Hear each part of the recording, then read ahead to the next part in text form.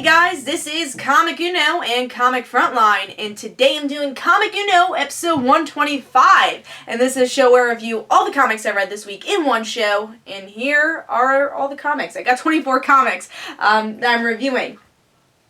So, of course, this is a show where we go worst pick of the week to best pick of the week, and number 24 is Justice League United, issue 16, the last issue of this series that wasn't too good. I've been reading this series digitally for a little while, and I've read all of Justice League America, I read Justice League United, so I was like, of course I'm going to stick to the end, especially when it got announced that it was getting cancelled. And there's characters I like in this series. Stargirl, Animal Man, Green Arrow used to be in this series. A lot of people dropped out. But yeah, this issue wasn't great. The artwork, I don't have the art with me, but really did not like it. Everyone looked younger than they should have been.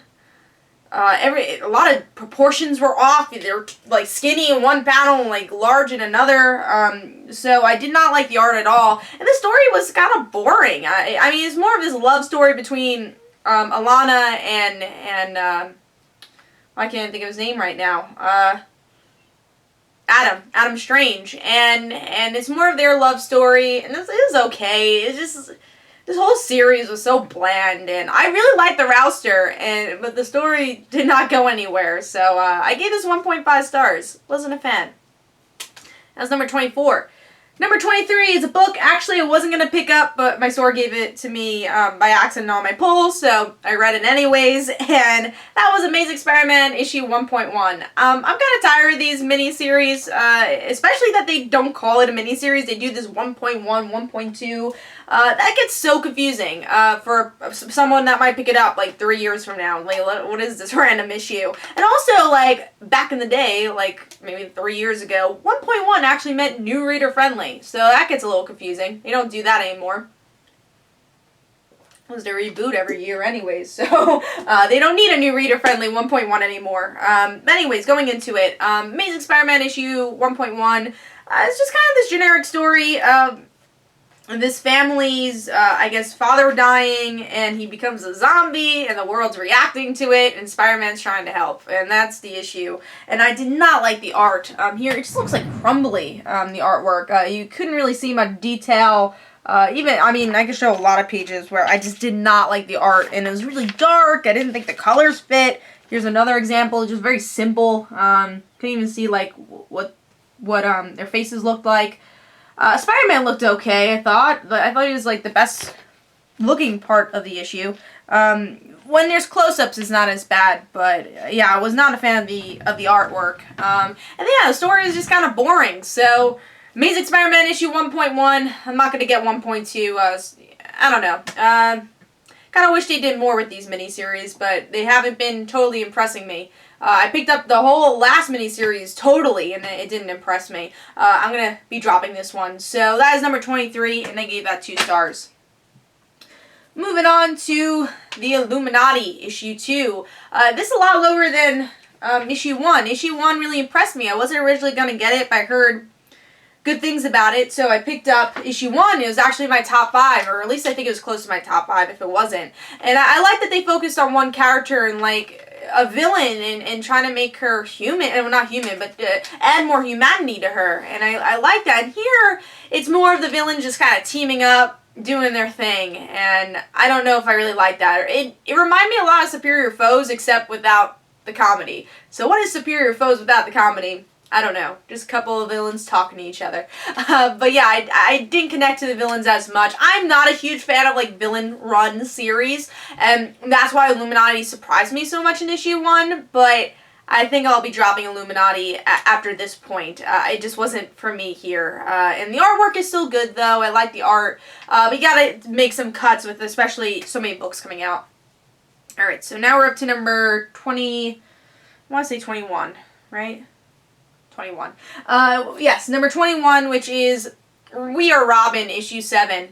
And this is also where the artwork wasn't great. I I don't have the issue with me, so I can't really go into detail about that. But the artwork wasn't really my cup of tea, and also the story doesn't really progress that much. It's just like, alright, the Robins go out of jail, Commissioner Gordon and Grayson have a bit of a discussion, and that's what happens in the issue. I will say the best part of the issue is the Commissioner Gordon and Grayson stuff, but the thing that still bugs me, and the more and more I read this We Are Robin, or whatever this arc is called, Robin War arc, the more I get, like, kind of bugged that all these people are Robin. Like, at first when I read We Are Robin, I never even really thought about it. I was like, alright, well, they're kind of their own section of their universe. It's fine. But now that they're, like, becoming a bigger part of the Bat family, I'm like, I don't know how to feel about this. I'm still on Damien's side from what he said, like, a week or two ago, where he's like, you know, why do we have all these Robins? They're not trained, and yeah, it's a legacy.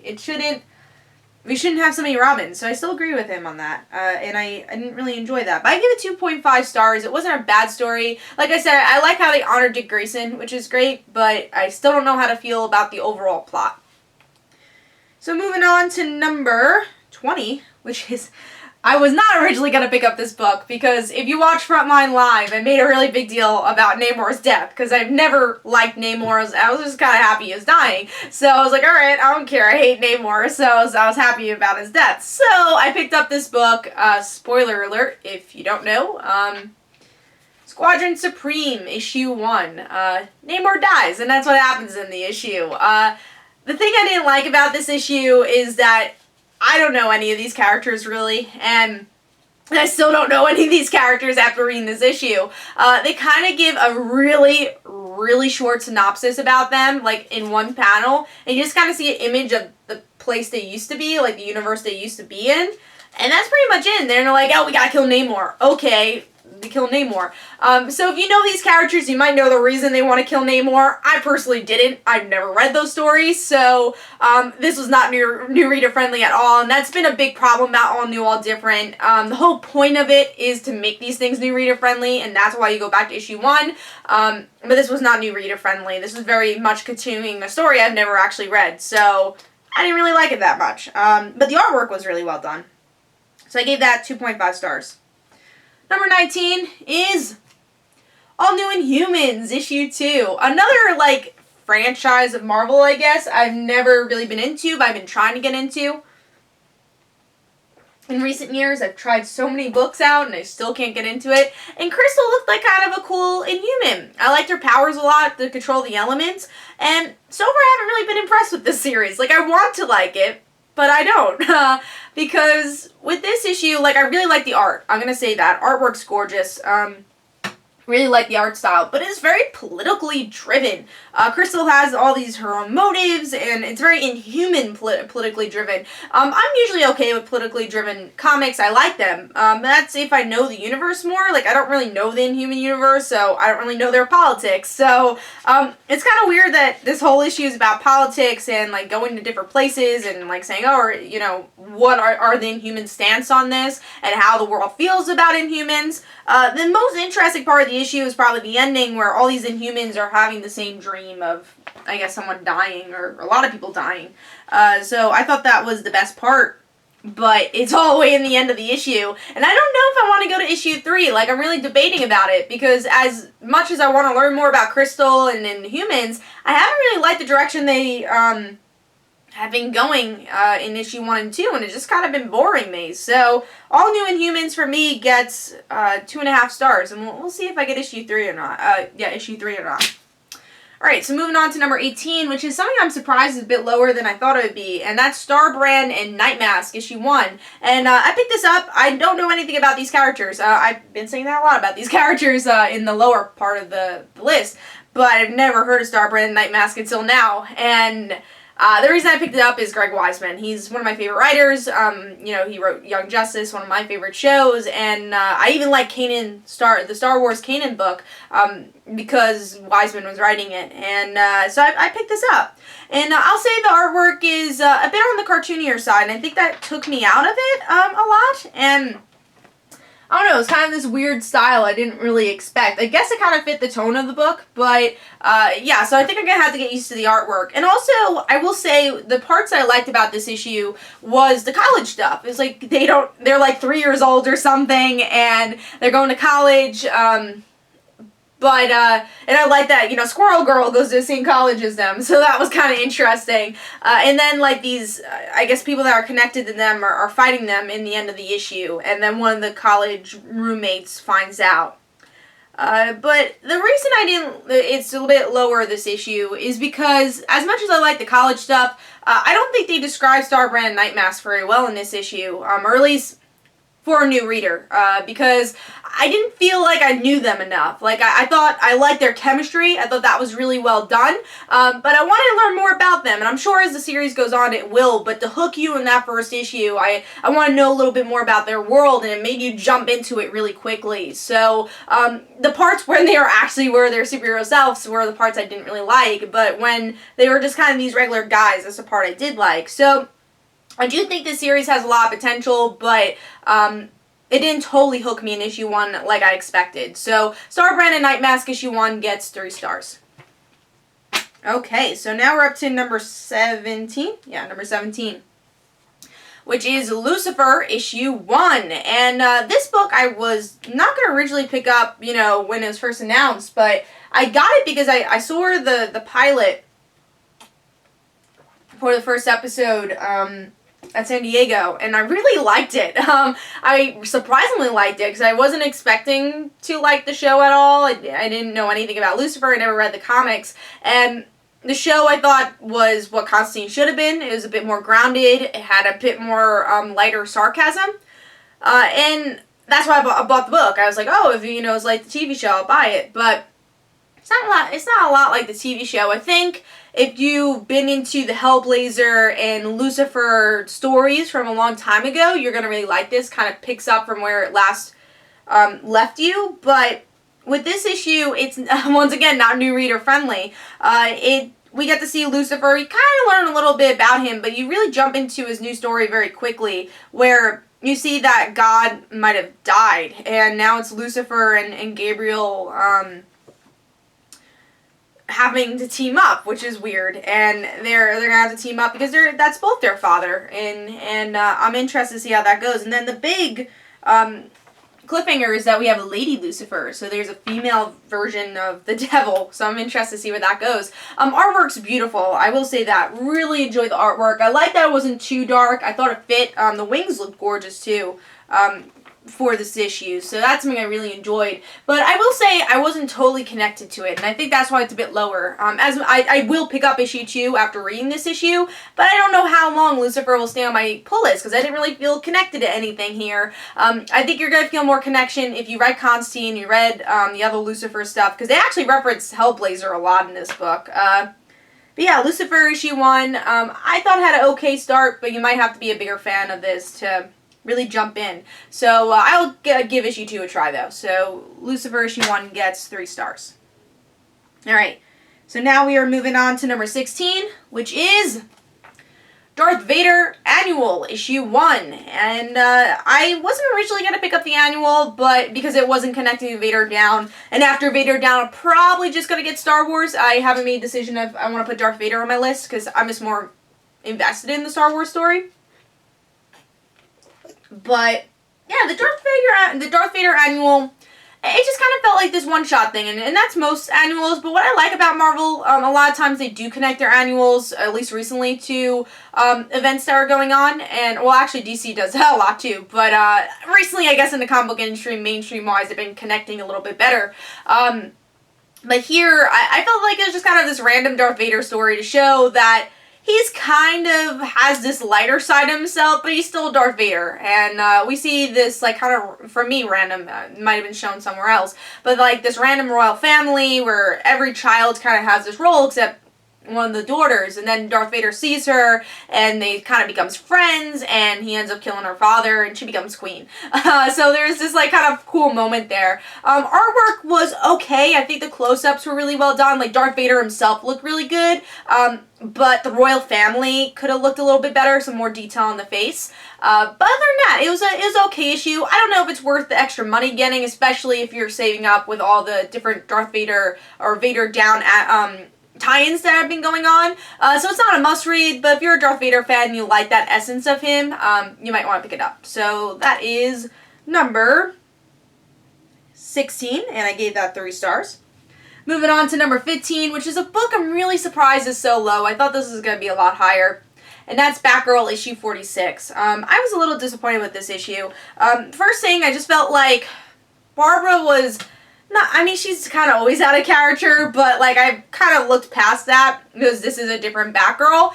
But I felt like she was really weakened in this issue. There's a part in the beginning where she's like fighting this gang that Batgirl would easily be able to defeat, and she couldn't. And this other guy like helps her out, and she's surprisingly trusting of him, and he's like, oh, well, you gotta meet with me now in this place, and she's like, all right, cool, I'll meet with you, and she does, and you know, he was actually like a okay guy, and he was telling her about Stephanie. He's like, do you know Spoiler? And she's like, yeah, I do. So Spoiler and Barbara team up, and another part that I felt was like out of character, or at least not out of character, I will say more depowered, is that there's this kind of this random bigger guy, this goon, and Barbara said that she couldn't defeat him by himself. She needed Stephanie's help. And I was like, really? I feel like Batgirl's more powerful than that. This random guy you can't defeat because he's a little bit bigger than you? I thought that was weird. Again, Batgirl's been in the game for a long time, so I thought that was weird. And then Stephanie, I liked in this issue a lot. It's very New 52 Stephanie.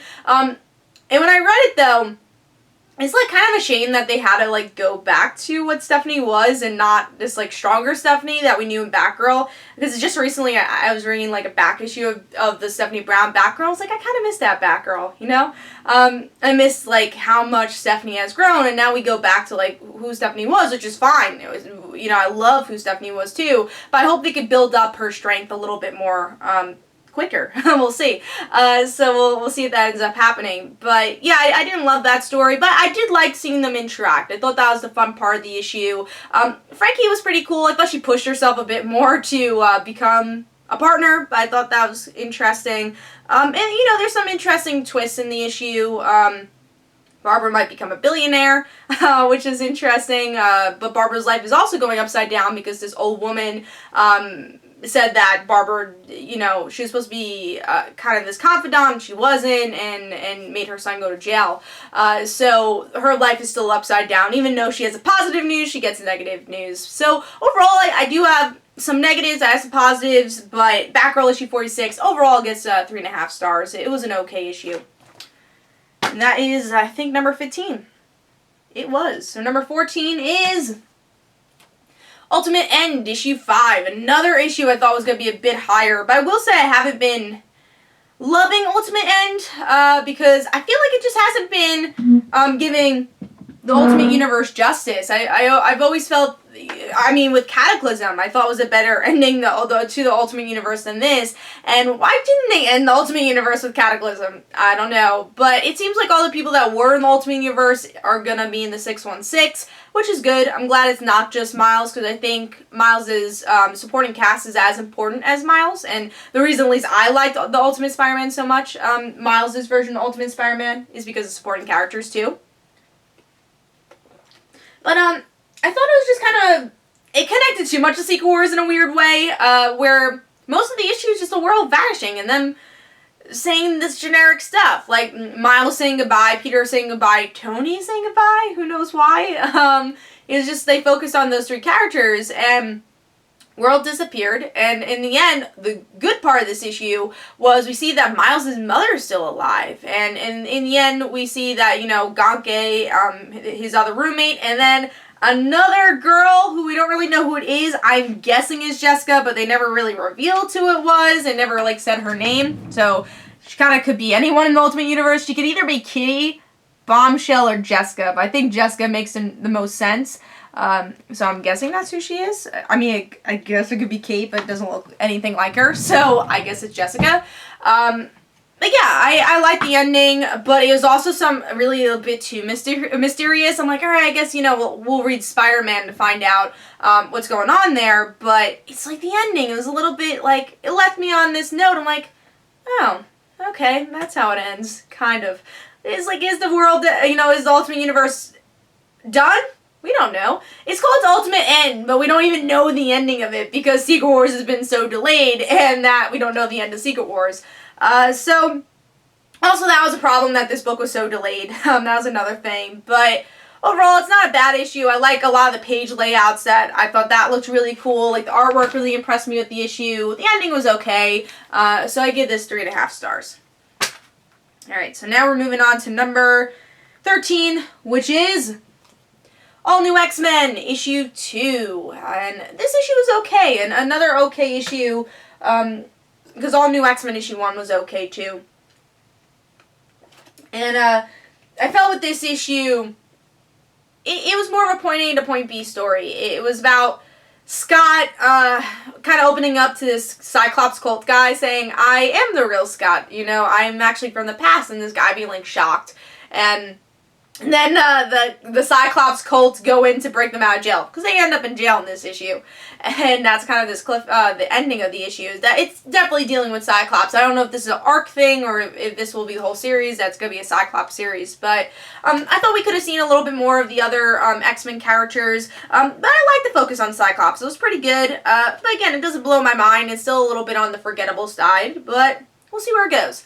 All New X-Men issue 2 gets 3.5 stars.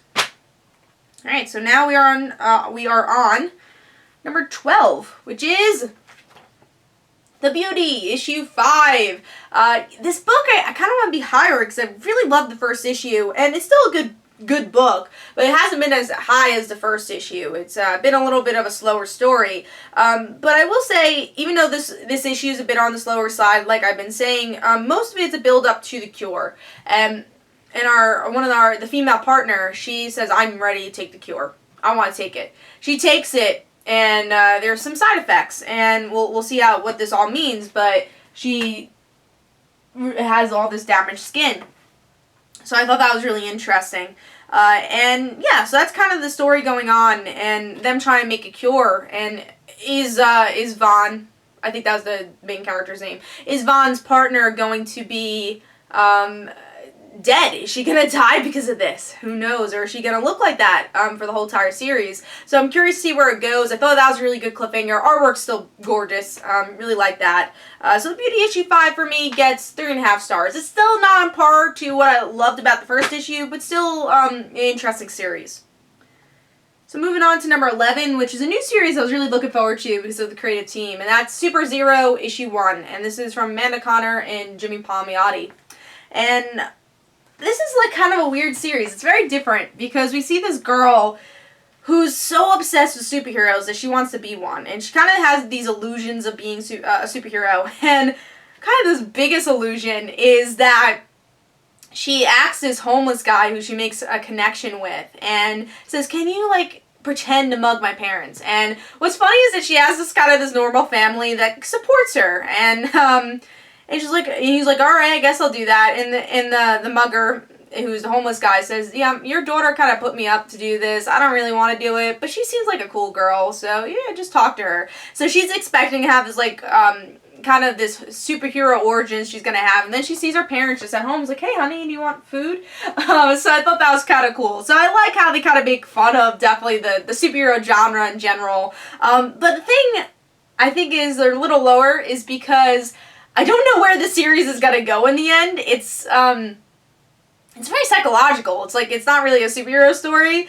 So like, are they gonna dig into the psychological portion? Is this wrong that, she wants to be a superhero? Are they gonna dig with that? It's like, I don't know. I'm really curious. But I thought they did well with supporting characters. I like that her neighbor is the principal, and like she's left behind 3 years or 2 years in high school. So yeah, I'm curious to see like if she ever does get superpowers. But I like that this book was very unique, and I'll definitely be buying issue 2 to see where this this kooky series goes. Super Zero issue 1 gets 3.5 stars. Alright, so now we are moving on to number 10, which is, I think it's number 10. Hold on, let me just make sure we are up to number 10. It is number 10, and that is Web Warriors issue 2. I like this issue. I really like the chemistry between the team.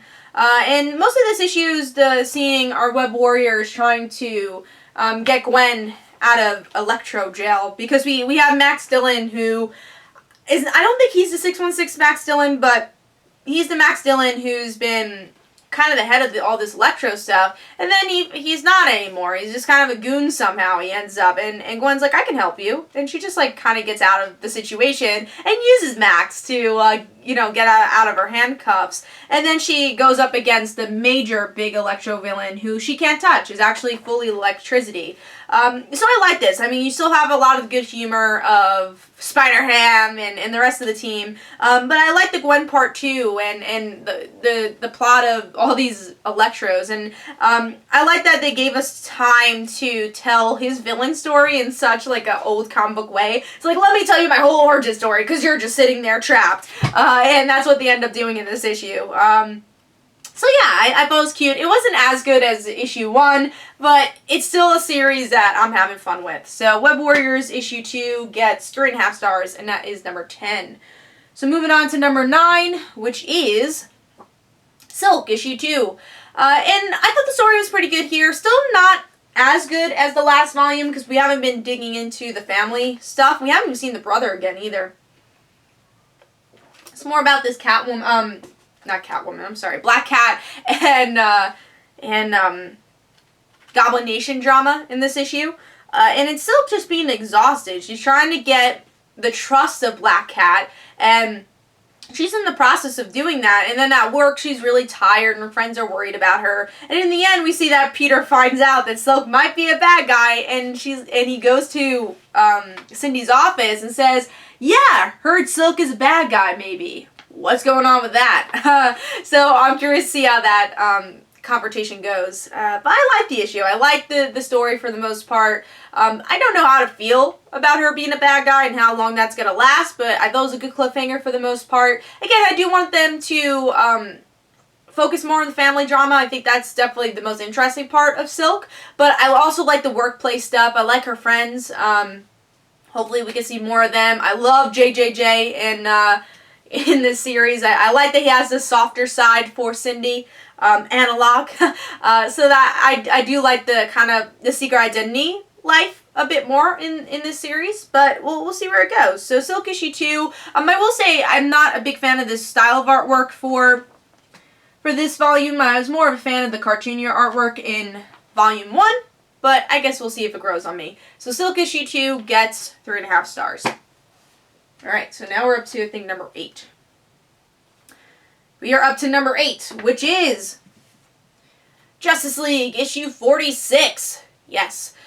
So I like kind of the small things in this issue. We see that Mr. Miracle and his wife team up, so that was cool. And most of the issues, Mr. Miracle and Wonder Woman Steve Trevor, trying to fight the Furies. And the Furies are like, yeah, we're still gonna, like, want to defeat you, even though want to defeat Mr. Miracle and Big Barda, even though Darkseid's dead. But yeah, it's definitely more a concentration on Wonder Woman than the other gods, because they had their one-shots.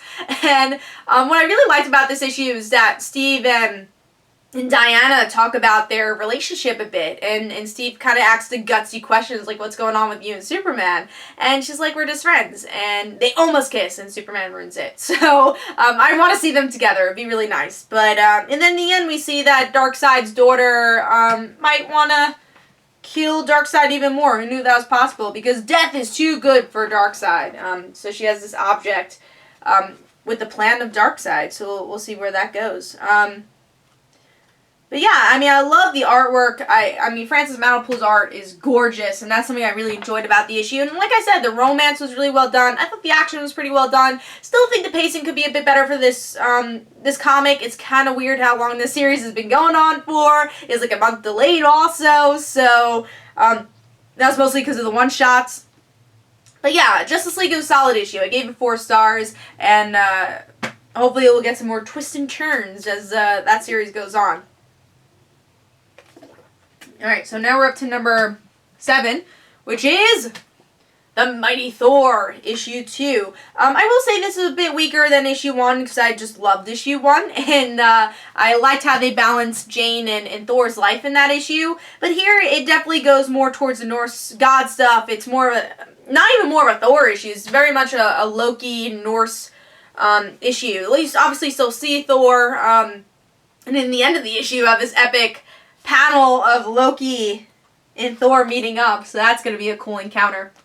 But it's Thor trying to fight the guards and, you know, Odin's guards, and that was a cool scene. And it's more of a build-up with the war and the tension with Odin, so it's a bit of a slower issue, but I thought the action was really well done, and I love the artwork. I mean, it's just gorgeous artwork, and I like the cliffhanger for the most part, so I thought it was a solid issue. It was a 4-star issue, but I did like the issue 1 a bit better, and hopefully we get to see a bit more of Jane in issue 3.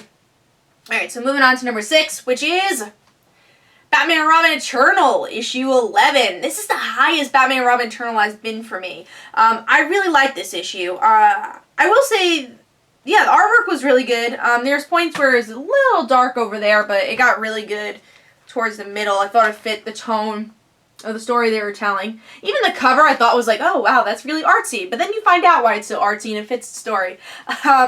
But yeah, so in this issue, you learn Cassandra Cain's origin story, a bit why she is the way she is in the New 52, who her father is, and how she's connected to Mother. And then the big cliffhanger being that Harper finds out that Batman's related, or, you know, not related to Mother, but related to the situation to Mother. And Dick finds out about this, and now they're going back to find out more about Batman. So I really enjoyed this issue. I like that we got to see Cassandra Cain's origins again, like I said.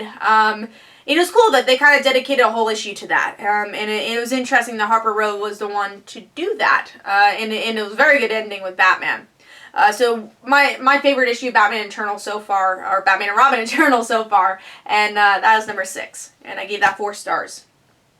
Alright, moving on to number 5, which is Weirdworld, issue 1, and I was supposed to get this printed, but I'll get it next week. My store didn't have it, but I was really looking forward to this, actually. I did not buy the miniseries of Weirdworld, but I saw the preview of this, and it looked really interesting. And I love the art style. It's the same art style that Elektra used, the last Elektra volume, which I really liked, that not enough people were reading.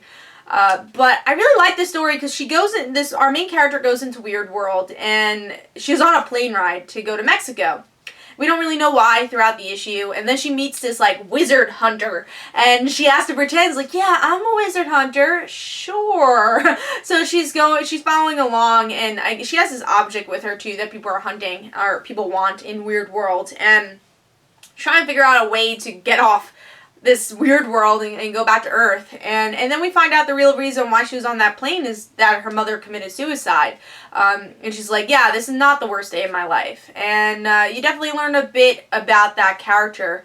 And I really like this issue because of that main character. I felt like that was very much that grounding piece of the world. I don't think I would have liked the other Weird World story because it probably was just Weird World. There's probably all these monsters. But here, it's cool that you have this grounded, ordinary girl who's had this tough past and, you know, dealing with this new world. And I thought it was really cool to introduce us that way. And the artwork's gorgeous. Really love the art. Coloring's gorgeous. That's my number 5. I gave that 4 stars. And I'm really looking forward to seeing where that goes.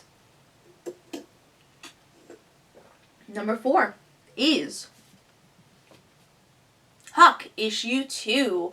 I love the first issue of Huck, and issue 2 was pretty good. The world now knows about Huck and all his good deeds, and Now, Huck is not really on the run, though. He's trying to help people, and he knows a lot of people are going to ask for his help, and he tries to help one person where her husband's been gone for a while, and we find out this husband had another life, and obviously the news is finding out about that, and now that the news knows, his brother knows. Weirdly enough, he has a brother who does look a lot like him, so it probably is his brother. And also in the beginning of the issue, we kind of find out a little bit more about that other woman, that other journalist, that she was part of this, it looks like this experiment, the science experiment, and I'm really curious to learn more about her. So we only get like a page of that, but I want more from that. But the artwork is great. Albuquerque just does such a great job. I loved his work in American Vampire, and I think it fits Huck really well. And I thought this was a really good issue too for Huck. It was solid. Again, it wasn't as good as the first issue, but there was a lot of good things that happened here, and I'm really excited to read more Huck. So Huck issue 2 gets 4 stars. And that is number 4. So let's move on to number 3, which is Miss Marvel issue 2. I like this issue, honestly, I think more than issue 1, because we see Bruno and Miss Marvel kind of connect a bit more, trying to learn about this purple or pink goo that Miss Marvel has kidnapped or taken. These are from the people that are giving her a bad name, and you're finding out like one of her best friends doesn't like Miss Marvel because of it. Her town's turning against her, and even her mom's turning against her, and she knows that, you know, Kamala's Miss Marvel, and she's like, well, you can't be a superhero if this is what's happening, and she's like, I'll deal with it, I promise, and we'll see how that goes. So I love that they've mentioned the mother here. And then even Kamala's brother might be in a relationship now, which is kind of cool because you see like a traditional Muslim relationship, and then you also like see it in you know, Kamala supporting her brother with that. So I thought that was cool. Yeah, and then in the end we find out that the people that are holding the goo is actually Hydra. So I thought that was an interesting twist. And they took over Bruno in the end. And supposedly Mike, Bruno's girlfriend, might be the answer to, I don't know, the cure maybe of this. Or at least to helping Kamala. Which will be cool to see them connect. Because obviously they don't like each other right now. But I think Kamala and Mike could be cool friends. But yeah, I really liked this issue. I thought it was a solid issue. I liked the artwork, and I like how much was happening here. I like that they added Kamala's family a bit more, which I've been really waiting for. I like that the mom knows. I thought the Hydra twist was pretty interesting. It's not, I mean, we've seen a lot throughout Marvel, but I'm curious to see where they go with it, and how Kamala's going to deal with her city going against her. So Miss Marvel issue 2 gets 4 stars. And that's number 3. Number 2 is Invincible, issue 126. This actually feels like a lot lighter of an issue for some reason. But I like this issue, even though we kind of seen it before. It's Mark finding a way to get out of the situation he's in now. He had to make a decision. And the decision was if he could stay in this life and save, you know, a lot of innocent lives, or, you know, and if he did that, his daughter wouldn't be alive, or he could go back to his other life. And he's like, I'm going to go back to my other life. I want to see my daughter. And he does. He goes back, but the twist is that his daughter is a lot older, so a lot of time has passed. So we've seen this before, and it's kind of a plot device to make the daughter older and kind of utilize that, but I like it, because I'm curious to see, you know, the daughter's powers, what the relationship's going to be now that Mark hasn't been there. I'm not so excited to see how Adam Eve is going to react to this. I think rightfully so, she's going to be angry, but I'm afraid how the relationship's going to be after that. But I also liked how they, like, kind of put a twist on the sacrifice of a hero. You know, a lot of heroes are just like, oh, I have to sacrifice my personal life to save others. Here, Mark is like, no, I'm going to go back to my daughter. So I enjoyed that and that decision there. And I thought the reboot was kind of cool. And yeah, you know, there was some predictable stuff here, but I think it brings a lot of interesting story to come. So Invincible issue 126 gets 4.5 stars, and artwork's gorgeous. Alright, so what was number 1? Number 1 was Superman American Alien issue 2, which I was actually surprised with. Even though I loved issue 1, that was my pick of the week, I flipped through it and I wasn't sure about the artwork. And then when I read it, I was sure, because it kind of fit the tone of the story a lot. I will say there's one scene, though, here where it felt a little cluttered and it was a little bit too dark, but everywhere else, it really just fit the tone of what the story's all about. Which is, you know, Clark, he's a teenager. You know, he likes Lana, he has his friends, he has Pete, and he also has these powers that a lot of people actually know about. A lot of people know he's an alien. Lana probably knows because of what happened in the first issue. Pete knows, the sheriff knows, and it's now Clark having to make the right decisions with his powers. And in this issue, he doesn't. He ends up going to find the person who killed these people, and he uses his heat vision by accident and like chops off this guy's hand, and Clark doesn't really know what to do in the situation. And then Ma Kent says, you know, I was gonna yell at you, but it seems like you know what you're doing. You know, I'm sorry that that I prevented you from saving lives, but you have to know these are powers that you have to use responsibly. And then Clark says, I do know that. So it's just like this really interesting heart-to-heart with Ma Kent, and the different dynamics throughout this whole issue. You had the dynamic between him and Lana, his first love. You have his friendship with Pete. You have, obviously, his relationship with his mother. And yeah, this issue is grittier, but I think this is the way you do grittier Superman. You still have the essence of Superman that he's growing up. He's learning to be Superman. And that's what I really enjoyed about this issue. So Superman American Alien issue 2 gets 4.5 stars. And that is my pick of the week. But let me know in the comments below. What was your pick of the week? What was your worst pick of the week? And everything in between. And this is Comic Uno and Comic Frontline. Don't forget to follow me on Twitter. Don't forget to like my Facebook page. Also in the description below, there's links from my comic book, Like Father Like Daughter. And don't forget to like the Facebook page of Like Father Like Daughter. I'll see you guys later. Bye.